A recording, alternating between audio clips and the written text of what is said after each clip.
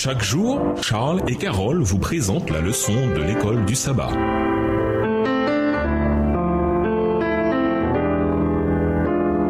Bienvenue à notre émission. Dieu nous parle. Nous voilà à la leçon 6, l'ennemi intérieur. Étude de la semaine, 1 Pierre 1, verset 4, Josué 7, Somme 139, verset 1 à 16, Esdras 10, le verset 11, Luc 12, verset 15 et Josué 8, et verset 1 à 29. Verset à mémoriser. Moi le Seigneur, Yahvé, j'examine le cœur, je sonde les reins, pour donner à chacun selon ses voies, selon le fruit de ses agissements. Jérémie 17, le verset 10. Josué 7 est le premier cas où, à travers une expérience tragique, le peuple d'Israël a pris les conséquences considérables de l'alliance et son sens profond. L'obéissance aux modalités de l'alliance assurait la victoire, mais le mépris à leur égard entraînait la défaite. Les succès militaires d'Israël ne dépendaient pas de leur nombre, de leur stratégie de combat ou de tactiques brillantes, mais de la présence du guerrier divin parmi eux. Durant la conquête de la terre promise, Israël dut apprendre une dure leçon. Leur ennemi le plus dangereux ne se trouvait pas à l'extérieur du camp, mais dans leur propre rang. Le plus grand défi qui les attendait,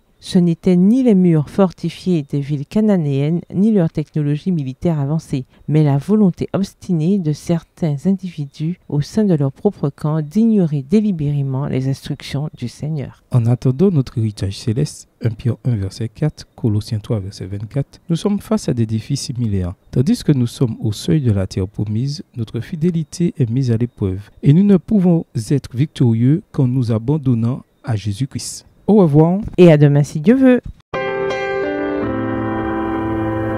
Dieu nous parle.